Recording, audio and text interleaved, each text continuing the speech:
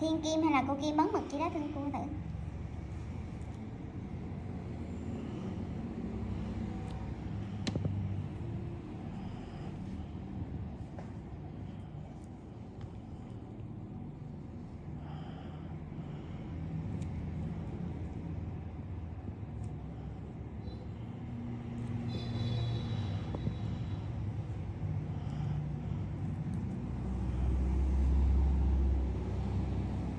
Sao có này nữa, còn mua máy Mỹ dùng cho đừng mua máy FPT. Bia cái nào lạ. Nhưng mà FPT cái bán lại mát là máy Mỹ mà. Thì không, cũng phải là mắc hơn mấy nè. Như cái của ông vậy là FPT là Mỹ hết. Nhưng mà mấy mua cũ.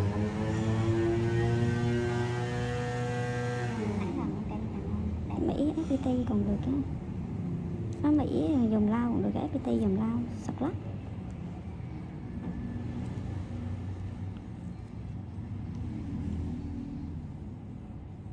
Ông Phú mình bắt mày cho ổng trừ đỡ nào mà còn thở, nhưng thở thì hỏng vậy. Hồi xưa là thở như đi được.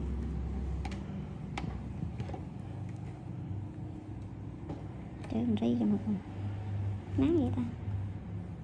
Bật quạt lên tiếng lạnh. Cái quạt mạnh quá khổ dễ sợ. cái mùa nhé điều hòa mình ta ra. Tức là cái giường bà gì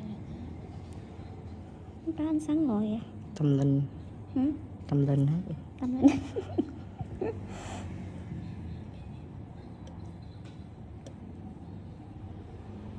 Trang với Hào cỡ lớn với cỡ giác bù rồi tái rồi. Chứ ba khổ lắm nha. Cách mày nhớ cái cạm mà đi lên PT nữa không? Mỗi lần gặp bác là phải dắt một câu. Mấy đứa biết cái thằng mà Ly PT nó dắt mày không? Mấy ống nào con bồ tới bay rồi đó. Cái thằng mà cái miệng tí lia mà hắn tới là lúc mô cũng là chị là người nạn hết trơn á. Mới đây hắn tới. Đúng rồi đó. 4-5 câu rồi đó. Cho bạn nghĩ phải hơn nữa chứ. Câu mô về còn đang cái chuẩn bị gần cưới hết. Bây kêu rồi còn đi cưới chưa? Mà hắn dạng có hợp đồng trước rồi không được hé lộ đâu. Đừng có nói gì hết.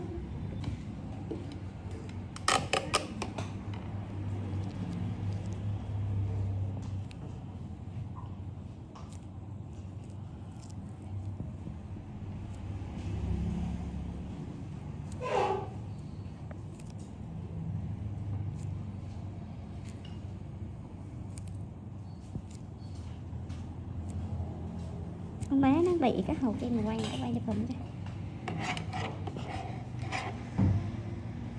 Cái này gì là thấy bị đại cái giờ cái mạc đây. Thằng Phú Nhan. Phú Nhan cái giật dơ. Cái mạc của mẹ.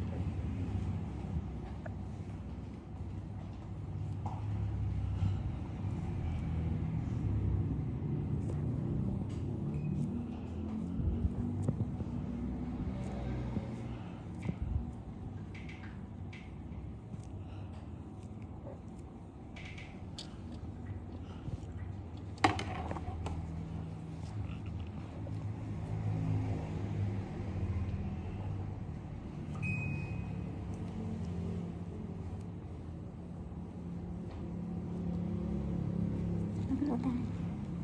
Lỗ tai em có hả? Có ít thôi.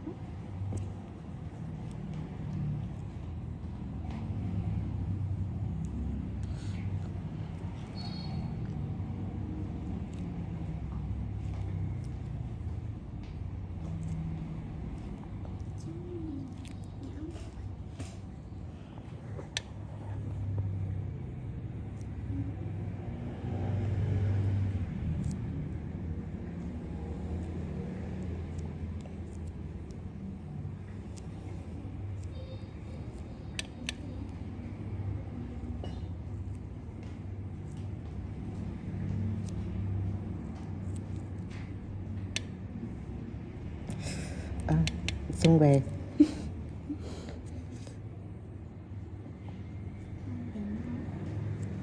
Thở.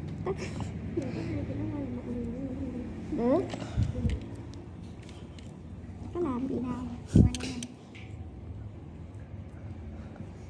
Căng thẳng không đây mà.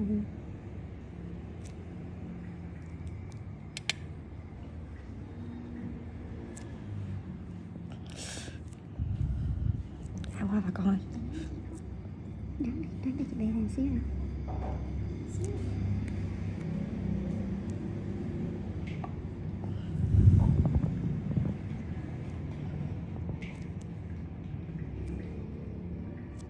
Cái.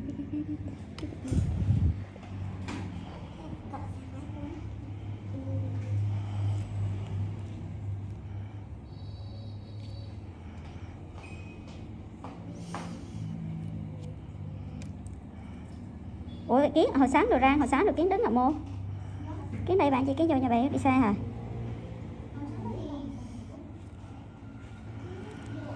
Quay gì khóa à? Túi hai người quan chìa khóa mà túi tao giờ đi về trễ quá tao đâu gì nhờ. Cái ví dụ hai đứa mà quan chìa khóa là điện cho bay hoặc kỳ xa cho đó cái khỏi phải mất công vô nhà bay lỡ túi nó không có ở nhà kìa. Không tắt đi.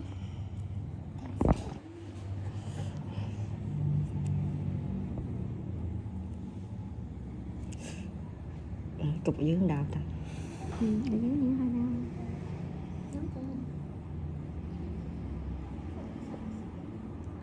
Cho chị mượn đi. Kể rút ra sao cho Rút ra sao cho nó đi. thật đấy. Chứ lại sao cho thương tiếp được.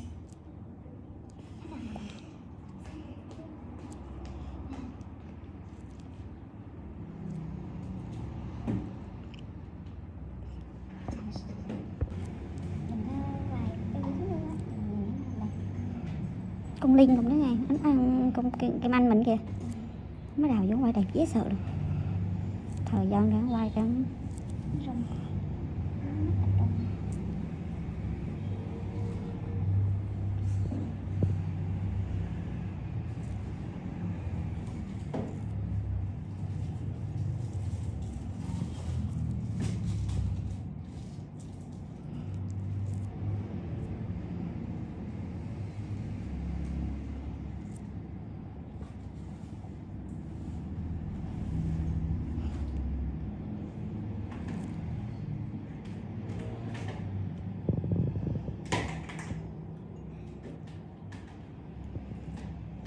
Thương gửi tin nhắn rồi đó chị Thương. Gửi đi Thương chứ không hết. Gửi đi chứ không hết ngày chị. Sạc lao đúng rồi. Không. Rồi chị để mình á.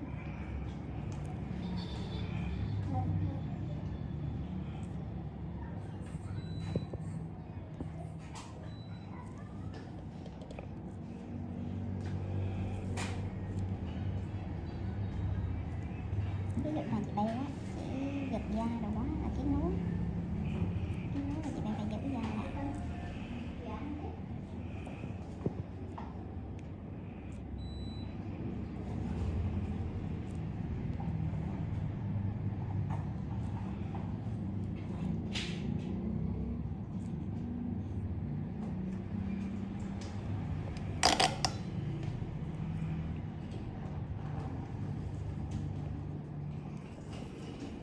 Một phố bên nó là đẹp vậy. Sạch sẽ. Ừ. Không có Trong đó ngớ cái đã, đỡ nhiều nước. Đừng cái đẹp đi là được.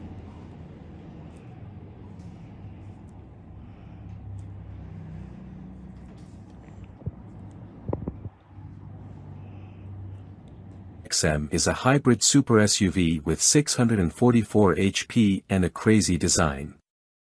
BMW has revealed the new 2023 XM, a performance SUV with a plug-in hybrid powertrain. It features a twin-turbo V8 and an electric motor that combine to produce 644 horsepower and 590 pound-feet of torque. The XM starts at $159,995 and will go on sale in the US in the first quarter of 2023. BMW M is best known for sports sedans like the M3 and M5. But the performance division is going in many new directions as of late, and the new 2023 XM combines many of these fresh elements in a single vehicle, fitting, as this is meant to be M's new flagship.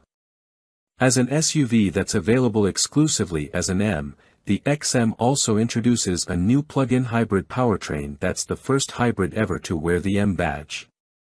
The concept version of the XM proved controversial when it made its debut last year, and now we have all the details on the production version that's slated to go on sale in the US in the first quarter of 2023. The XM's powertrain consists of a twin-turbo 4.4-liter V8 combined with an electric motor integrated into the 8-speed automatic transmission. There's also a 25.7 kilowatt-hour battery pack that enables an estimated electric driving range of 30 miles. Total output sits at 644 horsepower and 590 pound-feet of torque, and there will be an even more powerful Label Red version coming later on with a claimed 735 horsepower and 735 pound-feet. This makes the XM the most powerful current production BMW, and it'll need all that grunt to move around its 6,062 pound mass. Were it not an M exclusive, the XM might otherwise wear the X8 designation. It's considerably larger than both the X5 and X6, but smaller than the three-row X7, much like the relationship between Audi's Q7 and Q8 SUVs. The XM is a two-row model with 5 seats, and its interior features many of the wilder design elements seen on the concept version. A two-tone blue and brown leather color scheme is available, and the brown, vintage, leather is meant to look aged. There's also an interesting pattern in the headliner that's accompanied by LED lighting elements that pulse when you receive a phone call or try to open the door when an object is sensed outside. The exterior design is more angular and imposing than many of BMW's other SUVs. The large kidney grilles up front are flanked by split headlights like those on the latest X7. A strong, accented character line rises along the side and kicks up at the rear doors as a nod to the classic BMW Hofmeister kink. There are BMW logos engraved into each upper corner of the rear window, and the aggressive-looking taillights wrap around the sides. Quad exhaust tips and diffuser elements give the rear bumper a racy look. 23-inch wheels are standard, but 22 inches are optional, and BMW says the smaller size saves weight. Adaptive dampers are standard equipment, as is an electronically controlled limited-slip rear differential and a rear-biased all-wheel drive system. 48-volt active anti-roll bars are a feature new to BMW M, although the XM uses traditional steel springs rather than an air suspension. Our initial drive of a prototype XM earlier this year revealed a surprisingly engaging driving experience, largely thanks to the steering tuning, so we look forward to sampling the final version to see if the spry handling is preserved. The XM will compete with other hyper SUVs such as the Audi RS Q8 and Mercedes-AMG GLE 63, and is even aiming for higher targets including the Aston Martin DBX and Lamborghini Urus. It will start at $159,995, but options should add a considerable sum to that total, and the more powerful Label Red model will carry a sticker price of over $185,000. Like it or not, this super SUV now represents the pinnacle of the M lineup, and it'll start arriving at US dealerships early next year. 2023 Fisker Ocean has started production, with plans to build 42,000 next year. Initial 2023 Fisker Ocean production commenced today at their carbon-neutral plant in Graz, Austria, with most deliveries slated for next year as production gradually ramps from 300 in Q1 of 2023 to 800 in Q2 to more than 42,000 expected by year's end. All first edition Ocean 1 units are spoken for, as are 2023 examples of the affordable FWD Sport and AWD Ultra, but orders are still being taken for the top-level AWD Ocean Extreme, which goes for $68,999, plus a yet-to-be-announced destination charge. Fisker says the top-level model will offer 350 miles of range according to EPA methodology, and can accelerate to 60 miles per hour in 3.6 seconds thanks to the 550 horsepower available from its dual-motor AWD platform. Official production began today for Henrik Fisker's long-awaited Ocean all-electric 5-passenger SUV, which had an uncertain gestation until a tie-in with assembly partner Magna International was announced in October 2020. Fisker's previous automobile, the Fisker Karma plug-in hybrid, is not affiliated with the Fisker Ocean project, the tooling having been sold off and reconstituted by Karma Automotive as Henrik Fisker himself moved on to focus on his all-electric Ocean SUV project. Expectations are high that the Ocean will make a good first impression when customer deliveries begin. After all, the Magna Steyr plant in Graz, Austria, also produces the Mercedes-Benz G-Class, the BMW 5 Series, and the Jaguar E-Pace and I-Pace, as well as the BMW Z4 and Toyota Supra. As expected from an established assembly plant, they seem to be on the right track to manage build quality and early teething problems, with a gradual production ramp-up that will result in just 300 examples produced by the end of first quarter of 2023. And it's not as though the Ocean's assembly line's switch just got flipped today, as some 95 prototype Ocean vehicles were built as the line came together. Production will increase to 8,000 by the end of next year's second quarter and rise to more than 42,000 by year's end. Compared with the unrelated Volkswagen ID.4, the Ocean SUV is some 5 inches wider and nearly 8 inches longer, both in wheelbase and in an overall sense, but it stands no taller. That gives it a sleek shape that, crucially, also provides increased underfloor space for a larger battery. The capacity of that battery has not yet been announced, but Fisker does report that all-wheel drive vehicles equipped with the larger hyper-range battery will be good for up to 350 miles according to EPA testing methodology, thanks in part to a rear motor disconnect that comes into play while cruising. At the other extreme, Fisker says that boost mode will unleash as much as 550 horsepower that can accelerate the machine to 60 miles per hour in 3.6 seconds. Details and specs. 2023 Fisker Ocean prototype. 2023 Fisker Ocean. The front-wheel drive Sport, which is currently sold out for 2023 thanks to its low starting price of $37,499 before destination, will use the smaller Touring Range Pack and deliver 250 miles of range. Its single-motor powertrain makes 275 horsepower and takes the entry-level Ocean to 60 miles per hour in 6.9 seconds. Few interior dimensions have been released apart from headroom, but at 41.1 inches in front and 40.4 inches out back, things do look promising for the relatively low-slung electric crossover, which offers a panoramic glass roof across the board. The tinted glass panels are fixed on the entry-level Sport, sliding on the mid-level Ultra, and supplemented with photovoltaic panels on the Extreme and the First Edition 1.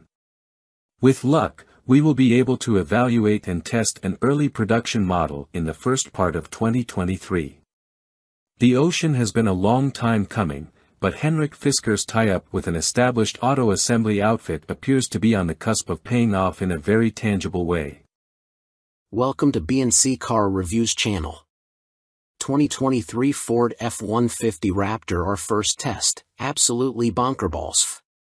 In the supertruck horsepower war, there's no Han versus Griot style argument to be had. The Ram 1500 TRX shot first. Sure, Ford's F-150 Raptor pickup has been on the hunt for more than a decade, but history has it down as the balanced desert runner. Its power level, 450 horses today, more or less in equilibrium with its dirt-dashing chops. In contrast, the TRX roared onto the scene 2 years ago as a ballsy, 702 horsepower beast with a bad attitude and a mission to rooster tail sand in the face of Ford's wimpy off-road pickup. No more. The 2023 Ford Raptor R is here to fight back with 700 horsepower of its own, and it has its blasters set to kill. Once we took the new Raptor R to the test track, we discovered its aim is pretty damn true. It trips up the TRX in the 0 to 60 miles per hour sprint, clocking an astounding 3.7 second time, thumping our best existing result in the Ram by a significant 0.4 second. No doubt aided by the 6,000-pound Ford weighing an incredible 700 fewer pounds than the Ram. And it feels every bit that quick, charging off the line like a rhino with an ICBM up its rear on the way to a 12.1 second quarter-mile run at 111.8 miles per hour. The TRX's best? 12.7 seconds at 107.3 miles per hour. For further reference, the last non-R Raptor we tested with the 450 horsepower twin-turbo V6 and 37-inch tires checks in at 5.6 seconds to 60 in 14.3 at 94.0 miles per hour through the quarter. Credit the R's absolute brute of an engine, a version of the 5.2-liter supercharged V8 found in the Mustang Shelby GT500, which is appropriately dubbed Predator. Tuned to have a meatier, more truck-friendly torque curve thanks to software tweaks and a smaller supercharger pulley, it delivers its fusillade of power and torque on a whim even on the move, the 10-speed automatic adroitly shuffling between its abundance of ratios. This is a truck that can spin all four of its big blocked off-road tires on pavement as easily as you can turn up the AC. The exhaust has 4 adjustable sound levels that range from basically quiet, your neighbors will love you for widening the time window in which this operates at startup, done via the touch screen, to oh my god I think I just summoned Cthulhu. Really, though, in any of the 3 angriest settings the noise is ragged and deep and glorious and delivered with far less supercharger whine than in the TRX. The Raptor R is blown, but it doesn't really want you to know it's blowing. Also, unlike the Ram TRX, there's a 2-wheel drive mode for even more goofball shenanigans, if you dare. 2WD could be called the squirreliest setting, obs, albeit if the squirrel in question could powerlift 2,000 pounds and had done time for attempted homicide. We kid, mostly, the Raptor R's chassis is so dialed in and offers enough fidelity that corralling this beast when the rear steps out is easier than you might think. Still, maybe keep it in 4A unless you have plenty of room for error. Should you think Ford Performance just stuck a big ol' motor in the Raptor and 4-wheel peeled into the sunset, don't. The R is a holistically tuned machine that delivers fantastic ride quality on the road without getting floaty, while at the same time serving up outstanding rebound performance and body control when humping over the gnarliest stuff you can find. This is a Raptor through and through, and it feels like the excellent chassis was waiting for this engine. If there's a weak spot in how the 2023 Ford Raptor R drives, it's that the steering is just vague enough, and the steering wheel thick and large enough in diameter that the truck rarely feels like putty in your hands. You never, ever forget its size, whether that's maintaining a lane on the highway or dodging rocks and trees on forest paths. This isn't the case with the Ram TRX, which is actually an inch wider and a skosh longer but somehow manages to drive smaller. Outside of the V8, the rest of the package is familiar from the Raptor 37, a sort of Raptor R Lite introduced for 2021 as something of a stopgap while Ford readied the 2023 Raptor R's engine. The R and 37 share their larger tires, body add-ons, and pretty much everything else outside of the engine bay.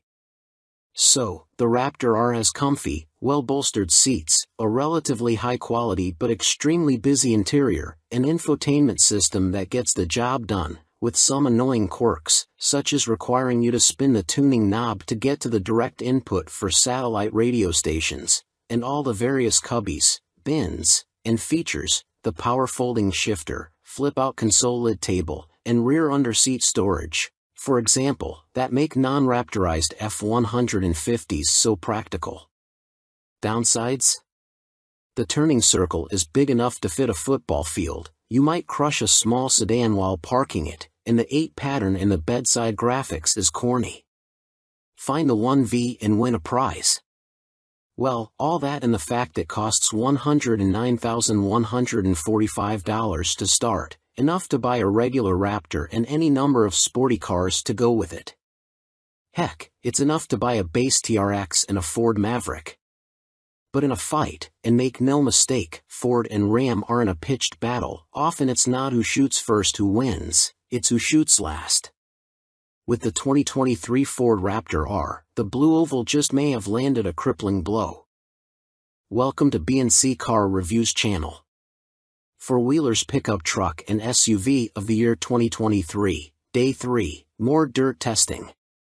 Working at an off-road magazine like Four-Wheeler has its benefits. One we look forward to each and every year is the new 4x4 vehicle testing we do to determine our Four-Wheeler of the Year winner. As you may know, our testing of new four-wheel drive vehicles for 2023 started with a track day, and continued with our first day of testing in the dirt. This trip allows us, a passel of off-road experts and enthusiasts, to spend some time with new production vehicles that come with four-wheel drive with a low-range transfer case. The aim of the SUV of the Year and Pickup of the Year tests is to allow us to push the limits of these vehicles, within reason, so we can pass on our knowledge and experience to our readers. Let's face it, folks, no one is going to take their brand new $80,000 to $107,000 4x4 rock crawling or mud bogging, so our aim is to drive these vehicles to the extent that we can judge their overall capability and give our expert feedback on what we see in the fleet. This year we have 7 vehicles total, including 2 pickup trucks and 5 SUVs. The trucks are the Ram heavy-duty Rebel with a Warn winch and a rear locker, and the Chevy Silverado 1500 ZR2 that has 2 lockers, active suspension, and a 6.2-liter V8. Our SUV field included the Jeep Grand Cherokee Trailhawk Force, which features plug-in hybrid technology along with a low-range transfer case with a locking center differential and a traction-controlled rear diff that can approach locked, the Jeep Wagoneer with the new inline-6 engine and similar traction capabilities to the Grand Cherokee Trailhawk Force, the Lexus LX 600F Sport, which is reportedly based on the current Toyota Land Cruiser that's only available overseas as a Toyota LC, the Toyota Sequoia TRD Pro, which is based on the new Tundra platform and shares its hybrid 3.6-liter engine, transmission, and a similar rear axle, with a selectable locker, and, last but not least, the Chevy Tahoe Z71, which also has a 6.2-liter V8, active suspension, skid plates, and red-painted tow hooks. For Day 3 of our OTY testing we headed towards the vast off-road expanse known collectively as Johnson Valley, California. Yeah, this is the home of the Daunting Hammers trails, but we wouldn't be hitting any of those. Instead, we traveled via dirt to the area and continued on what we would consider mild off-road trails throughout the day.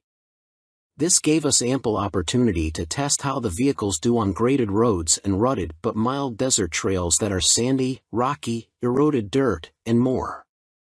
This day is more about getting off-road miles under the belts of the vehicle testers and getting a feel for what a new owner might do with their new SUV or pickup. It's a great time to see how the suspension rides and works, possibly get the vehicles flexed out a little, and see how they all drive on a variety of terrains. So far, all of the vehicular contestants have done better than expected.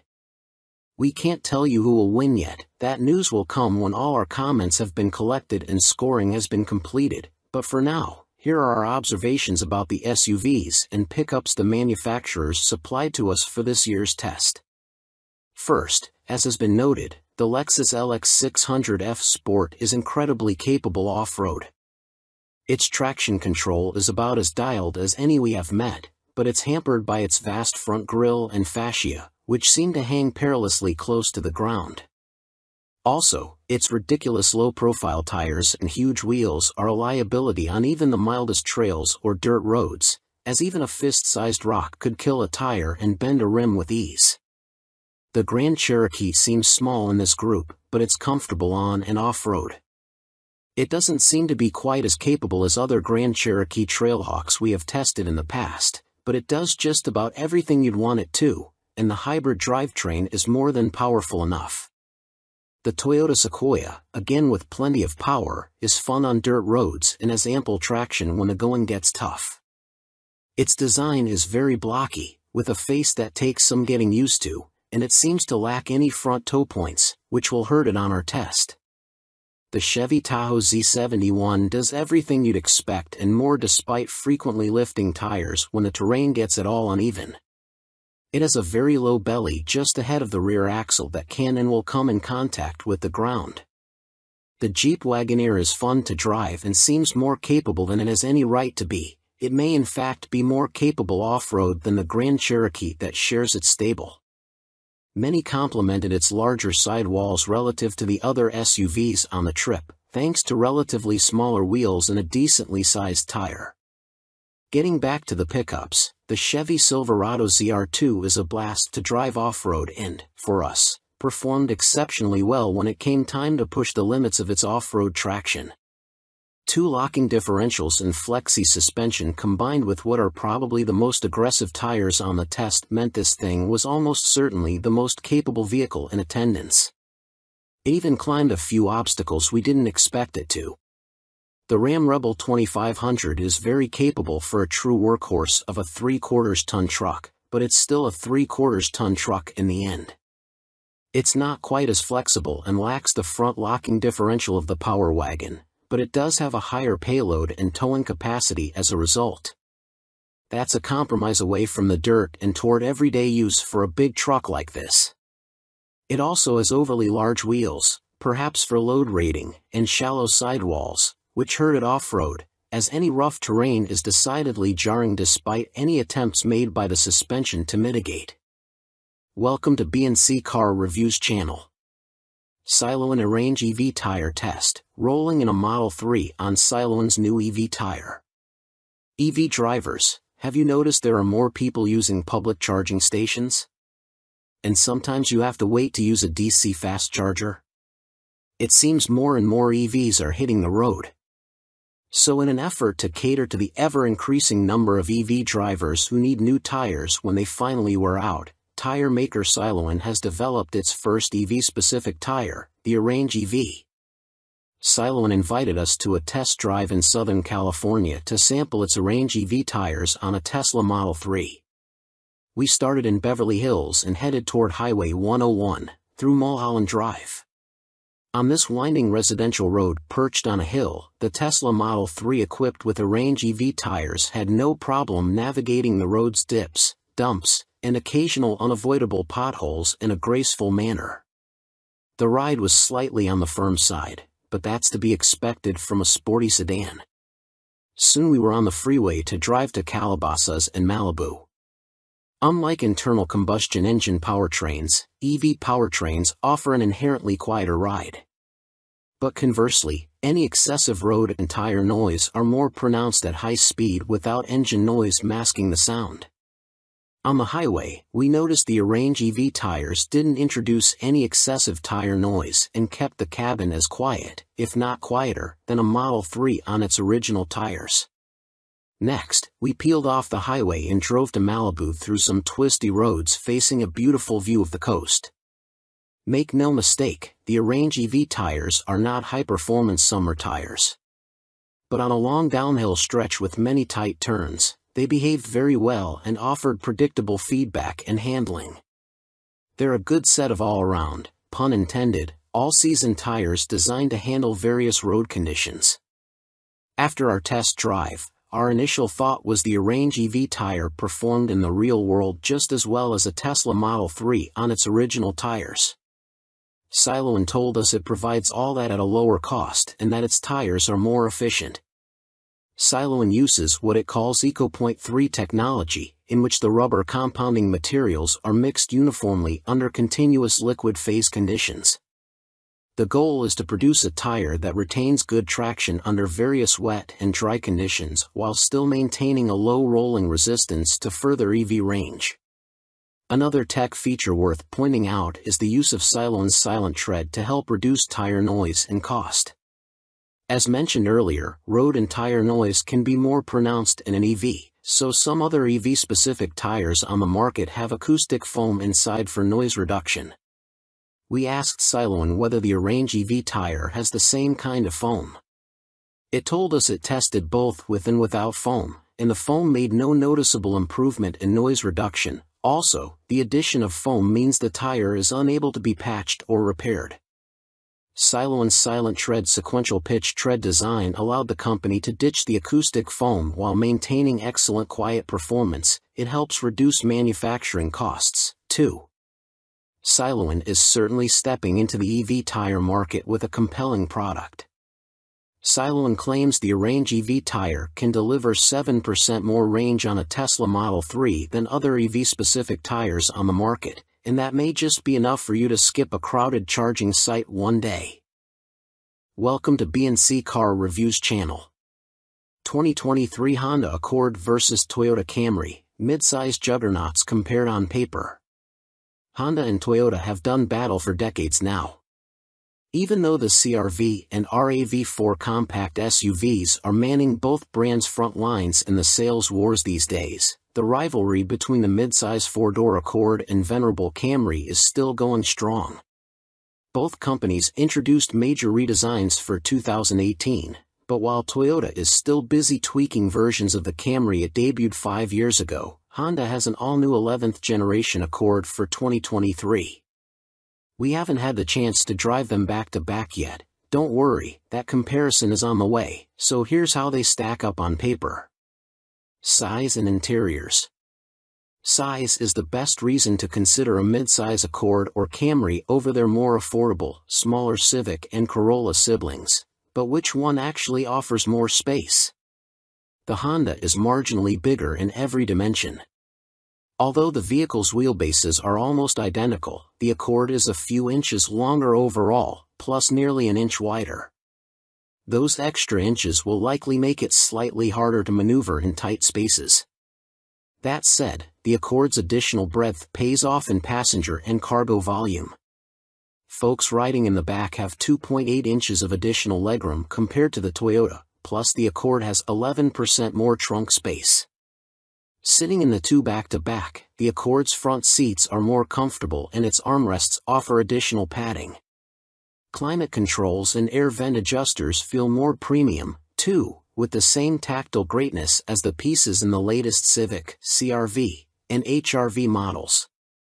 While the Accord feels as if it has an extra inch of legroom in the rear, the Camry's back seat is better suited to taller passengers thanks to a slight headroom advantage, power and fuel economy. Yes, the Camry is still using the same base engine it had in 2018, but so is the Accord. Toyota fits its midsize sedan with a naturally aspirated 2.5-liter i4 and Honda equips the Accord with a turbocharged 1.5-liter i4. The Honda is less powerful but more torquey than the Toyota, plus we anticipate it'll be slightly more efficient in the city. Only the Camry is available with AWD, while the Accord remains front-wheel drive only. In a major switch, the Camry could be the better choice for power-hungry enthusiasts. As part of the 2023 update, Honda no longer offers the Accord with its gutsy turbo 2.0-liter i4 option. If you want a gas engine, the 1.5T is your only choice. Toyota still sells a few Camry variants with its 3.5-liter V6, which delivers 301 horsepower and 267 lb-ft of torque, including the convincingly sporty TRD model.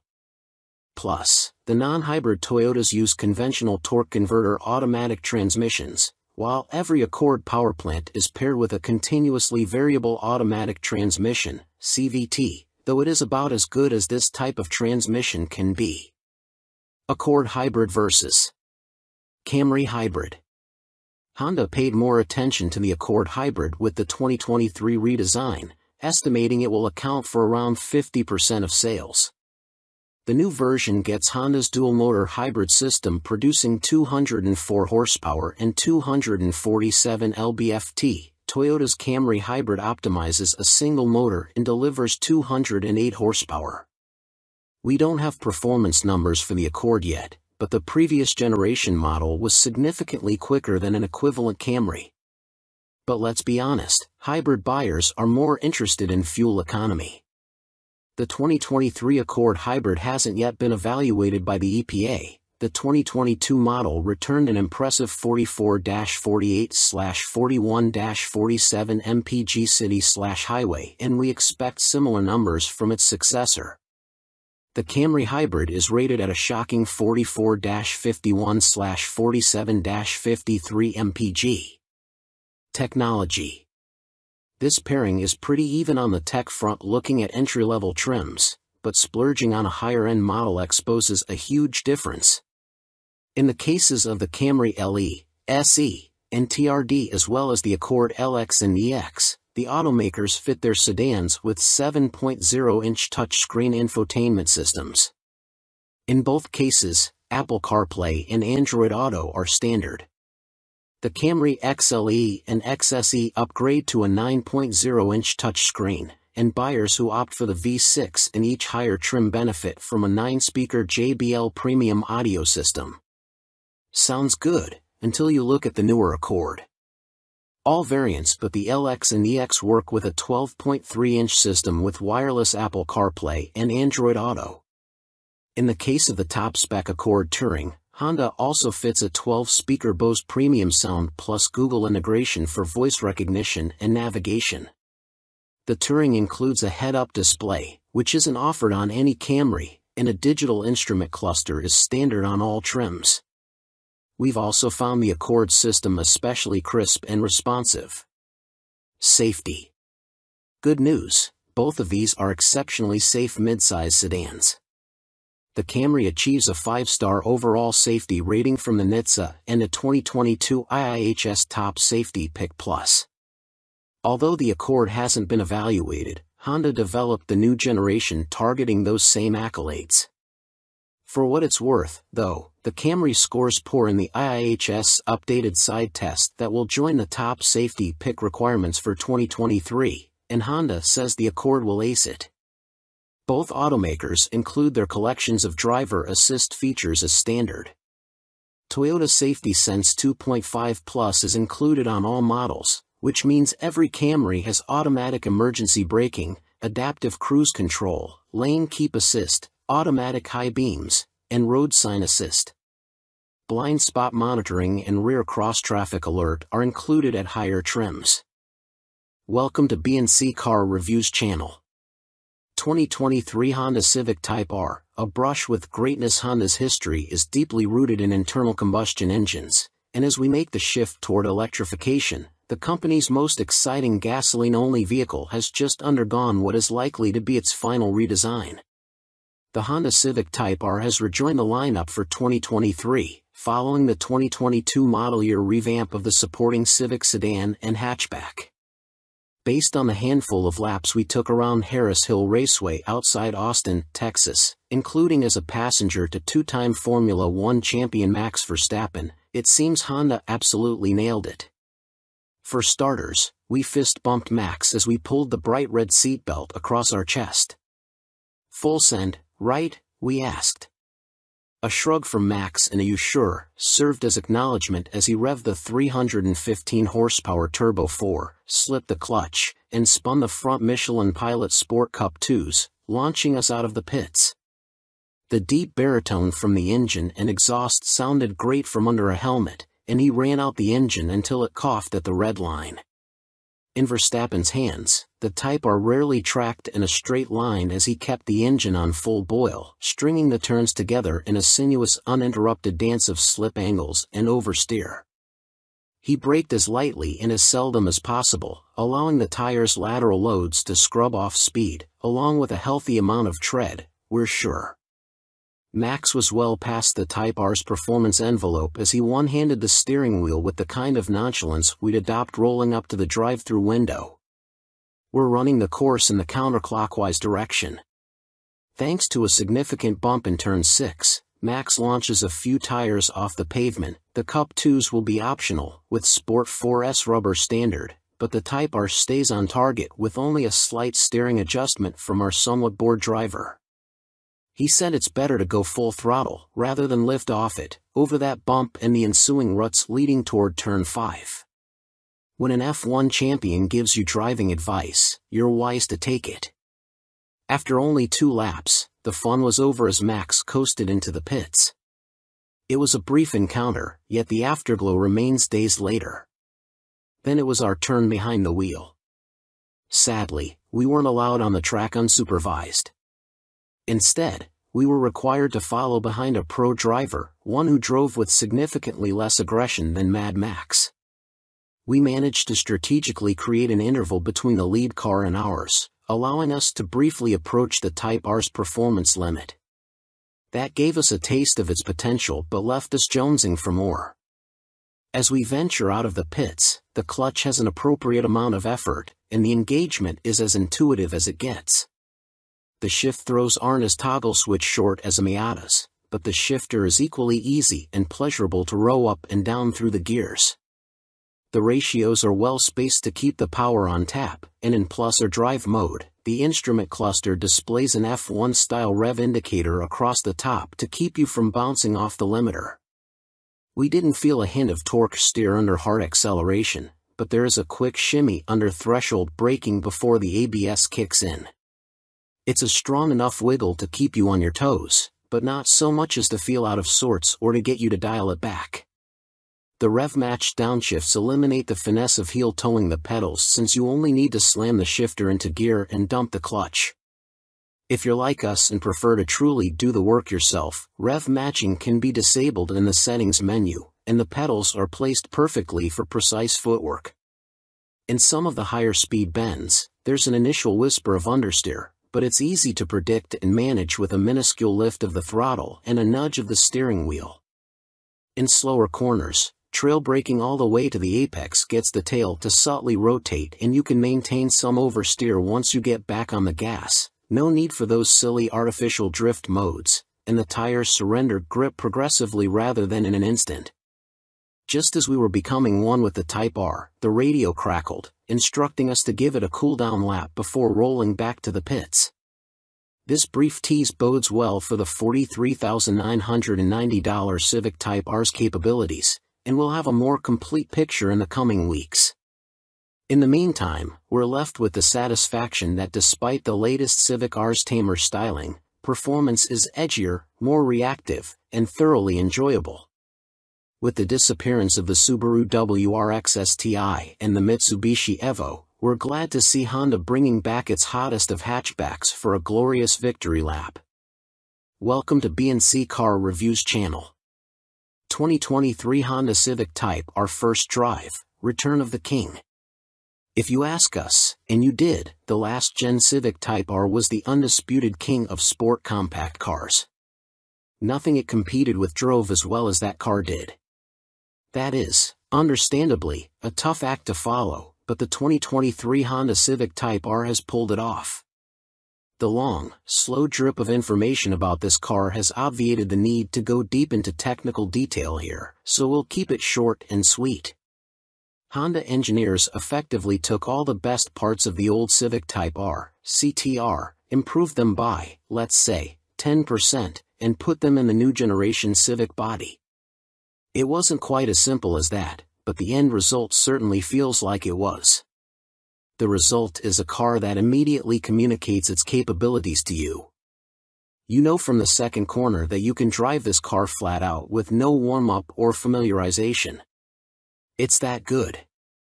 It doesn't even matter how talented a driver you are, because this car can make both an amateur and a pro feel completely confident going all out and finding every last bit of adhesion.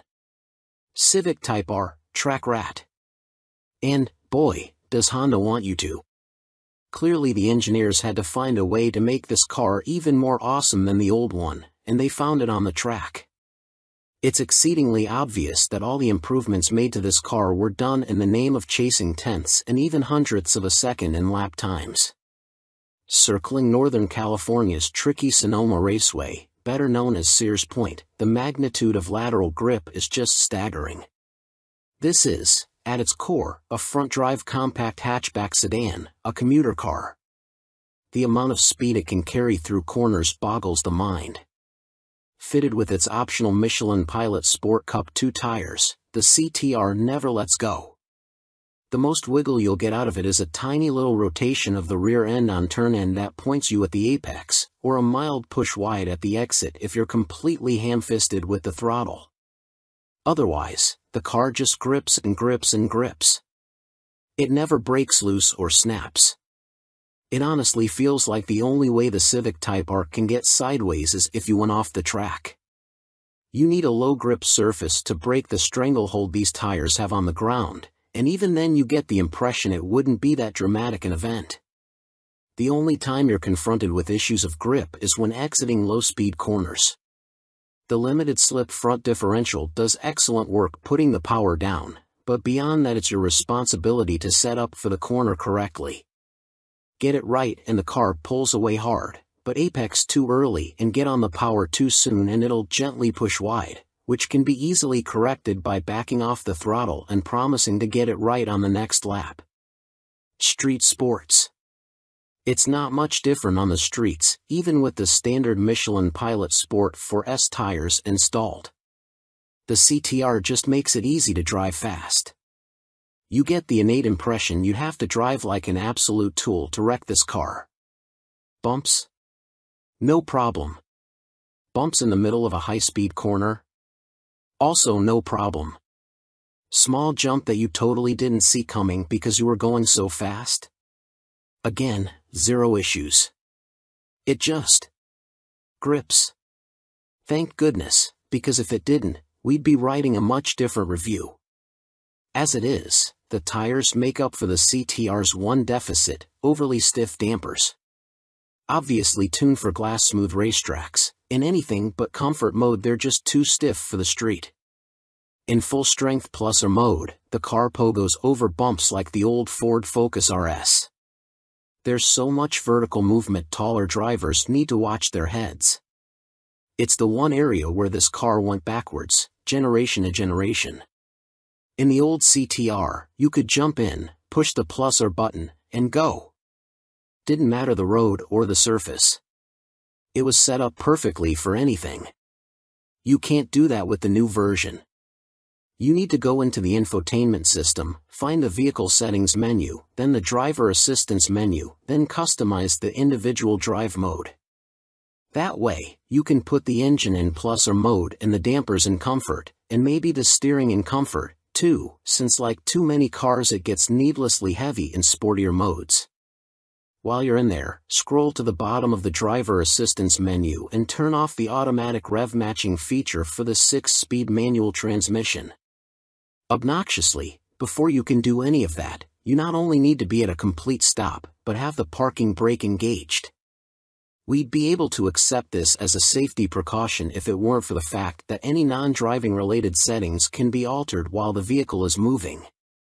You can literally reset the infotainment system to the factory defaults while moving, but you can't turn off the rev match feature unless the parking brake is on. It's especially obnoxious because there's an unused button next to the drive mode selector that could have been the rev match on/off switch. The system's saving grace is that it'll remember your drive mode and rev match settings on restart.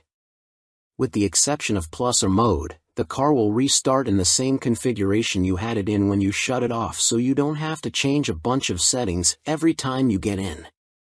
It's a slight pain in the ass setting it up the first time, but it's so worth it.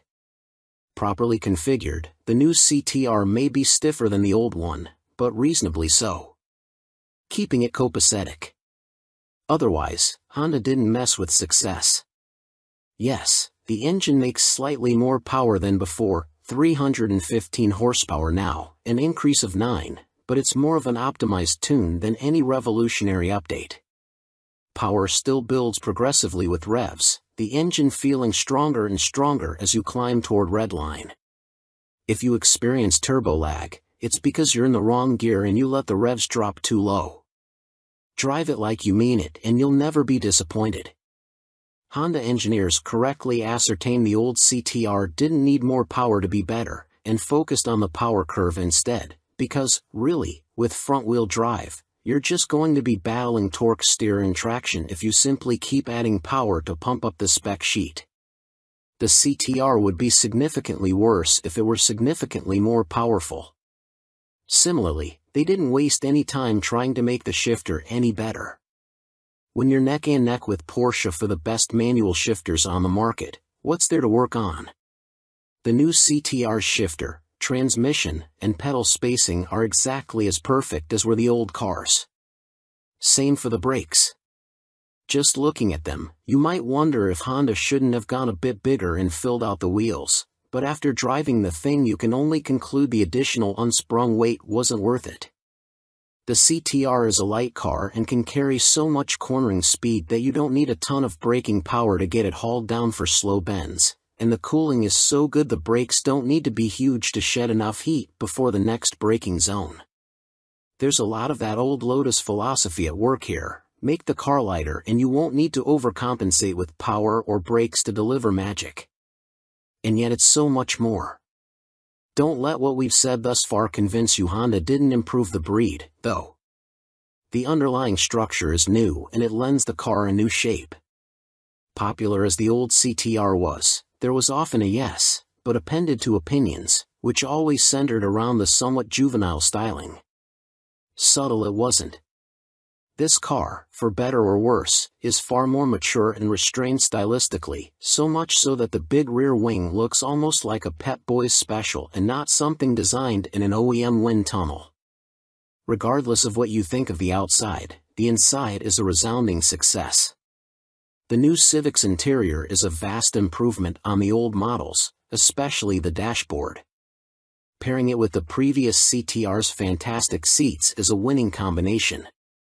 Retaining hatchback practicality, though it's more of a four-door coupe now, means there's still a ton of cargo room for everything from luggage to spare wheels and tires when you head off to track events. Like you, we wondered what Honda would do to somehow make the CTR even better. We might have guessed, hoped, even, at thoughtful, incremental improvement, and that's exactly what happened. The new Honda Civic Type R is everything great about the old car turned up a notch, plus a new interior, all for just under $45,000. It's the best performance bargain on the market, assuming you can find one without an insane dealer markup, and we couldn't ask for anything more. About Honda. Honda offers a full line of clean, safe, fun, and connected vehicles sold through more than 1,000 independent U.S. Honda dealers. Honda has the highest fleet average fuel economy and lowest CO2 emissions of any major full-line automaker in America, according to the U.S. Environmental Protection Agency's 2021 Automotive Trends Report. The award-winning Honda lineup includes the Civic and Accord, along with the HR-V, CR-V, Passport and Pilot sport utility vehicles, the Ridgeline pickup, and the Odyssey minivan. Honda's electrified vehicle lineup includes the Accord Hybrid, CR-V Hybrid, and in the future, Civic Hybrid. The Prologue SUV, Honda's first volume battery electric vehicle, will join the lineup in 2024. Honda has been producing automobiles in America for 40 years and currently operates 18 major manufacturing facilities in North America. In 2021, more than 95% of all Honda vehicles sold in the U.S. were made in North America, with nearly two-thirds made in America, using domestic and globally sourced parts. Welcome to B&C Car Reviews channel. 2023 Honda CR-V Hybrid vs Toyota RAV4 Hybrid Comparison Test, Practical Considerations. Few things bring people together today like our collective hatred of high gasoline prices. Regardless of who you blame for it, prices are high right now and aren't coming down quickly. It's enough to drive some folks into an electric car, but for those not yet ready to make the leap, the humble hybrid gets another turn in the spotlight. This time, though, we're not only talking about egg-shaped cars like the Prius and others. Instead, we're looking at heart-of-the-market vehicles like the 2023 Honda CR-V Hybrid and the 2023 Toyota RAV4 Hybrid. Participation trophies? Here at Motor Trend, we don't do ties. We put our noses to the grindstone until one vehicle wins our latest comparison test. Sometimes this makes our lives a lot harder. This is one of those times. Both the 2023 Honda CR-V Hybrid and 2023 Toyota RAV4 Hybrid are excellent buys, and you'll be happy with either one. They have far more in common than they have differences, and in the end, our decision came down to critical numbers, price and fuel economy. Only one could win, though, so follow along to see how we got there. Different styles, same results. Be it how they look or how they drive, the 2023 Honda CR-V Hybrid and 2023 Toyota RAV4 Hybrid have different styles and different swagger, but the end result is effectively the same. Indeed, they may have been developed by different companies, but they're two sides of the same coin. When we look at these compact SUVs, we see distinct personalities doing the same job. To our eye, the Honda's design language inside and out is a bit more sophisticated and premium, and it drives that way, too. The Toyota looks a bit more rugged and adventure-ready, and that's how it drives. Neither is prettier or better driving than the other. From the driver's seat, the 2023 Honda CR-V Hybrid is a bit quieter inside than the 2023 Toyota RAV4 Hybrid, but both are excellent. The Honda handles slightly better, but each is pleasantly sporty for a workaday family SUV. The Honda's drivetrain is quieter than the Toyota's under hard acceleration, but they're both equally smooth and refined. Each likewise has good brake pedal feel that completely masks the transition between regenerative braking and mechanical braking. We do appreciate the Honda's B-Drive mode, which amps up the regenerative braking and comes in handy when going down hills. Offsetting technical advantages. Unsurprisingly for direct competitors, the Honda CR-V and Toyota RAV4 hybrids offer most of the same tech features. Each, though, has at least one distinct feature, and each does something better than the other. Both, for example, have adaptive cruise control and lane keeping systems. Honda's is the more sophisticated package, able to hold the vehicle centered in the lane, whereas Toyota's only prevents the SUV from drifting over the lines. Law requires backup cameras these days, but they aren't all created equal. Honda has a simple rear-view camera for reversing, and it works well enough. Toyota, meanwhile, offers a 360-degree view by stitching 4 camera images together, making the vehicle itself invisible on the screen. If you run over something while the Toyota's cameras are on, it's because you aren't paying attention. Each SUV also carries its maker's latest infotainment software, and it's another case of give and take. Toyota's new system looks far more contemporary and is pretty straightforward to use. Honda's offers a lot more customization, but the learning curve is steeper and the look isn't as up to the minute. The CR-V and RAV4 both also come with power tailgates at this price point, but where the Honda requires you to reach for a specific button to close it, the Toyota requires only a gentle tug anywhere on the gate to bring it down.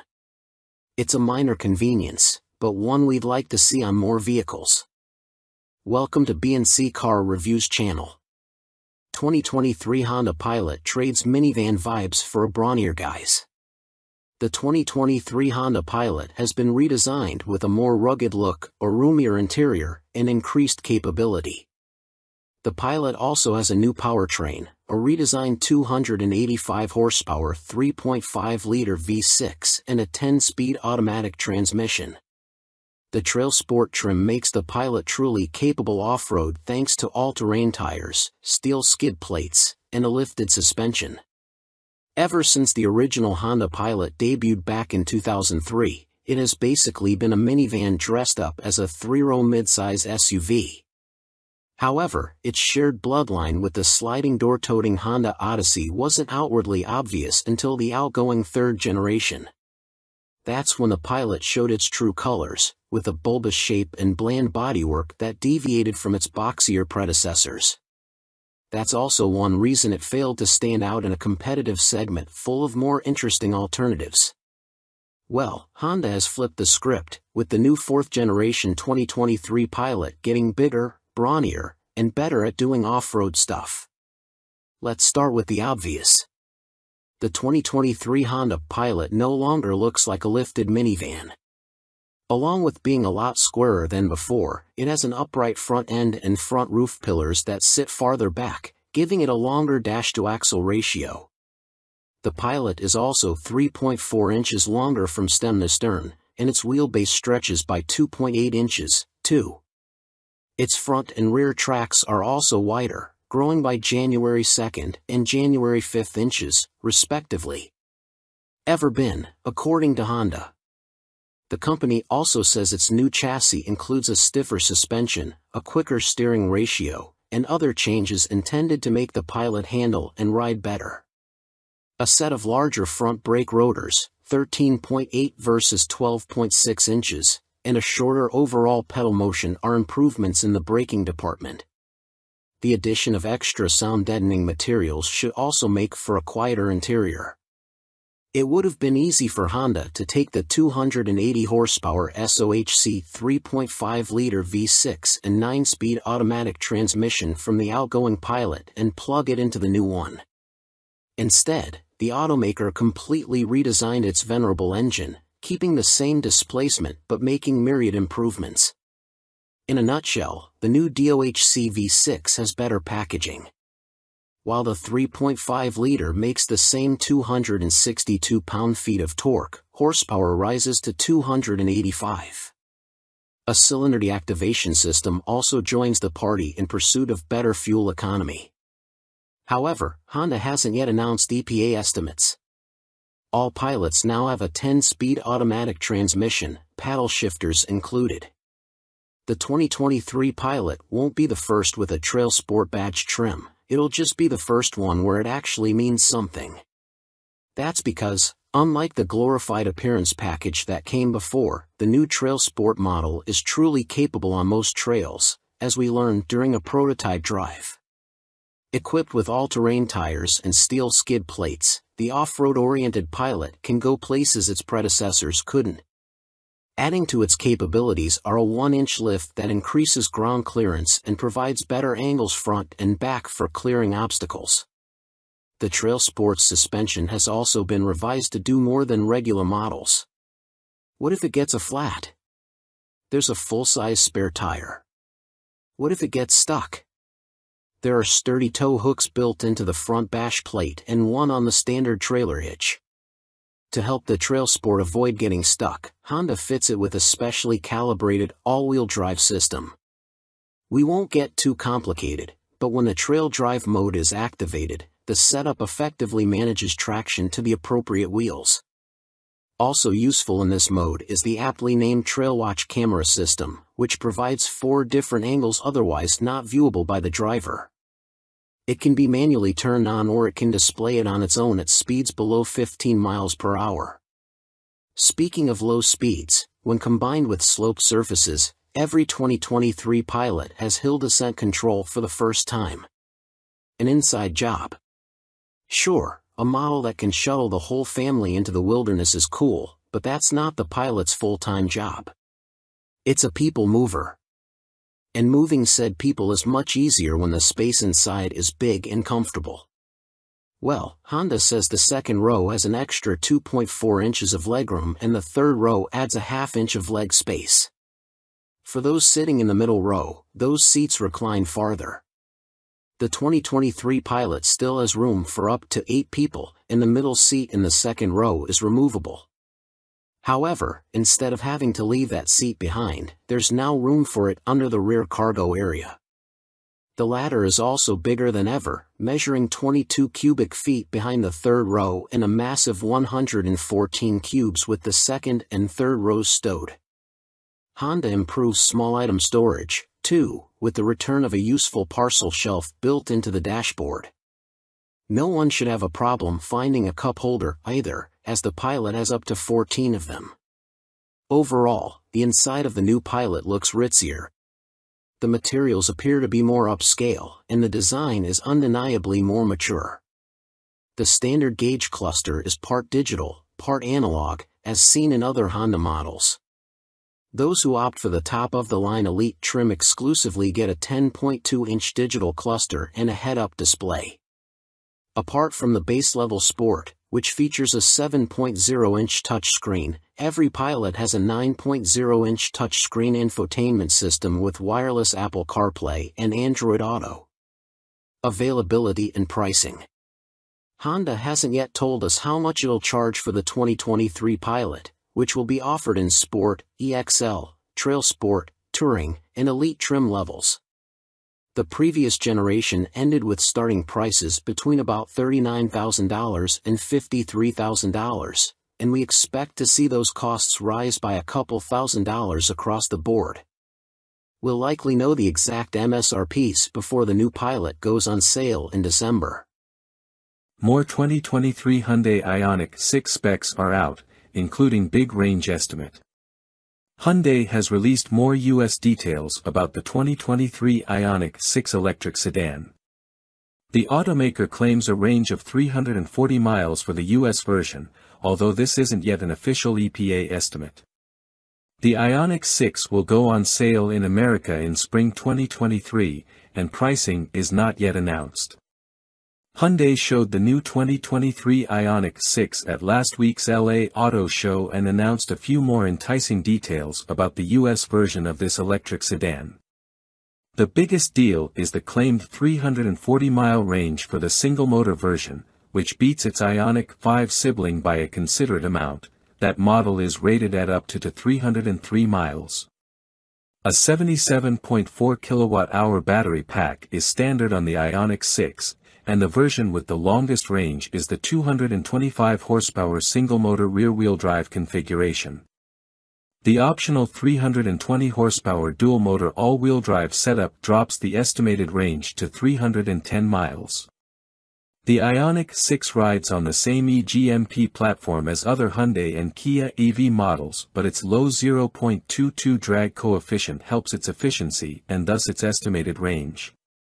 Hyundai says it is still waiting for full EPA certification, but these estimates are US-specific, so the final numbers aren't likely to vary much. We look forward to testing the Ioniq 6 on our 75 miles per hour highway range test to see what it can do in the real world. We don't yet know trim levels or pricing details on the Ioniq 6, as those should come closer to its US on-sale date in spring 2023. But Hyundai did release the colors options that will be available. For the exterior, the choices include a matte finish gravity gold, onyx black pearl, serenity white pearl, curated silver metallic, transmission blue pearl, ultimate red metallic, and digital green pearl. For the interior, the three options include black, gray, and a two-tone dark green and gray combo. Welcome to B&C Car Reviews channel.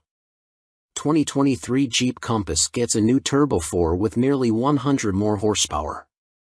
The Jeep Compass will get a new engine for 2023, a turbocharged 2.0-liter inline-4 to replace the old 2.4-liter four-cylinder. It makes 270 horsepower and 295 pound-feet of torque, a big boost compared with the old engine's 177 horsepower. The 2023 Compass starts at $31,590 for the Sport and ranges up to $40,340 for the high altitude. Jeep is preparing to bump the Compass SUV's power output with a new engine for 2023.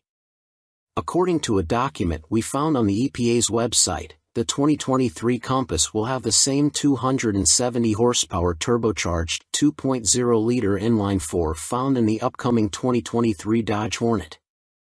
This engine was also slated to be in the Alfa Romeo Tonale, but now that model will reportedly be offered only with a plug-in hybrid setup in the US. The 2.0-liter's 270 horsepower and 295 pound-feet of torque are a huge bump over the Compass' previous engine, a naturally aspirated 2.4-liter inline-4 with 177 horsepower and 172 pound-feet of torque. An 8-speed automatic transmission is standard, and the previous front-wheel drive model has been dropped. Pricing for the 2023 Compass starts at $31,590, which is just $1,210 more than the equivalent 2022 model. Not a bad deal considering the new powertrain. The off-road oriented Trailhawk model starts at $37,340, and the loaded high altitude is $40,340. Jeep has yet to release official details about the 2023 Compass, so we don't know if there are any other significant changes in store. It did receive a facelift for 2022 that included refreshed styling and a new infotainment screen. We've reached out to Jeep for comment and will update this post as more info becomes available.